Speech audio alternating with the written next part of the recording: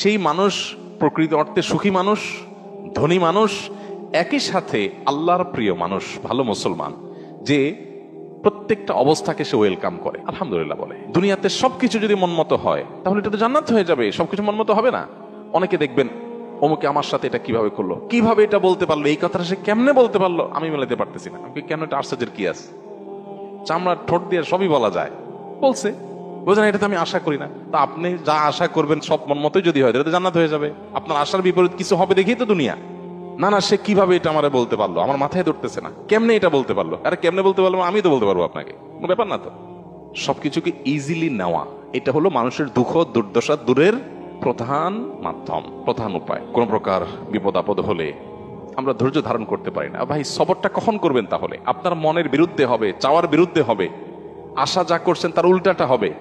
আপনার সাথে পড়ালেখা করে অনেক ভালো আছে, আপনি সাথে থাকবেন না, এখানে তো সবর, এখানে তো সবরের প্রশ্ন আসবে। সবরটা কোথায় করবেন তাহলে? সবই যদি মন মতো হয়। বহু মানুষ আছে যে দুনিয়াতে তাদের সবকিছু চাই, সবকিছু চাই বাস, আর অন্যের সাথে কম্পেয়ার করা এবং অন্যের কাছে আশা করা। সকল অশান্তির দুইটা মূল আছে, আরেকজনের সাথে নিজেকে তুলনা করা, আরেকটা হলো আরেকজনের কাছে কি করা, আশা করা। মানুষকে চাইতে বেশি আশা করা উচিত না। স্বামী হোক, স্ত্রী হোক, ননদ হোক, দেবর হোক, শ্বশুর হোক, শ্বশুরবাড়ি হোক, এমনকি বন্ধু বান্ধব হোক, আপনার স্ত্রী, তিনি হয়তো রান্না বাড়া ভালো পারেন না, আপনার মনে দুঃখ, কিন্তু তার চরিত্রটা ভালো। আরেকজনের বউ রান্নাটা মাশাআল্লাহ একের, কিন্তু চরিত্রটা 2 নম্বর। আপনার বউয়ের চরিত্রটাও ভালো, রান্নাটাও ভালো, হয়তো চেহারা ছবি ভালো না। আরেকজনের বউর চেহারা ছবি অনেক সুন্দর, কিন্তু বড় বড় রোগ সে বহন করে বেড়াচ্ছে, লাখ লাখ টাকা যাচ্ছে, তার বাচ্চা মারা মানে একটা ধোঁয়াশার মধ্যে আছে। আল্লাহ তাআলা আপনার স্ত্রীকে সুস্থ রেখেছে। একইভাবে মেয়েরা যদি পুরুষদের দিকে তাকায় দেখেন, আমার স্বামীটা অমানুষ, সে একটা ফোন করে না, একটা মেসেজ দেয় না, একটা খোঁজ খবর নেয় না, আমি মনটা খারাপ করে বসে আছি। আরে ভাই, আপনার স্বামীটা নেশাখোর? কোনো নেশা করে না, আলহামদুলিল্লাহ করেন। অনেকের স্বামীর নেশাখোর, স্বামী অনেক খোঁজ খবর নেয়, অনেক কেয়ারি, কিন্তু নেশাখোর। আবার অনেকের স্বামী সব দিক থেকে ভালো আছে, কিন্তু তার ক্যান্সার 4th স্টেজ হয়ে গেছে, যে কোনো মুহূর্তে মারা যাবে। আল্লাহ আপনার স্বামীকে সুস্থ রেখেছেন। আপনার স্বামীর খুব বেশি উপার্জন নাই, আলহামদুলিল্লাহ উপার্জন নাই, কিন্তু আল্লাহ তাআলা তারা অনেক দিক থেকে তাকে ভালো রেখেছেন, অ্যাডভান্টেজ আছে। একজন ইমানদার সে সবসময় পজিটিভ জিনিসগুলো দেখবে।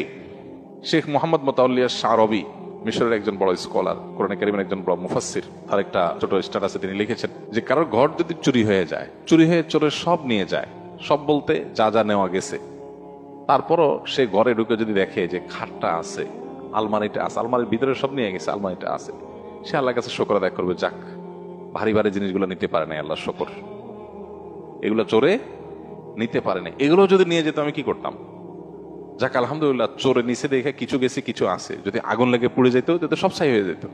আপনি বিপদে আলহামদুলিল্লাহ কেন বলবেন, তার সায়েন্সটা এখানে। আপনি বাইক অ্যাক্সিডেন্টে পড়ে গেছেন, দেখতেছেন ঠ্যাং একটা নাই, এটা আলাদা হয়ে গেছে, ওই অবস্থায় আপনি কিভাবে আলহামদুলিল্লাহ বলবেন, কিভাবে আপনি পরিতৃপ্ত থাকবেন, আল্লাহ শুকর আদায় করবেন। সায়েন্সটা কি? সায়েন্সটা হলো আপনি দেখবেন যে মাশাআল্লাহ আপনার আরেকটা পা ভালো আছে, এই একই অ্যাক্সিডেন্টে বহু লোকের 2 পা শেষ হয়ে গেছে, বহু লোকের জীবনটা শেষ হয়ে গেছে।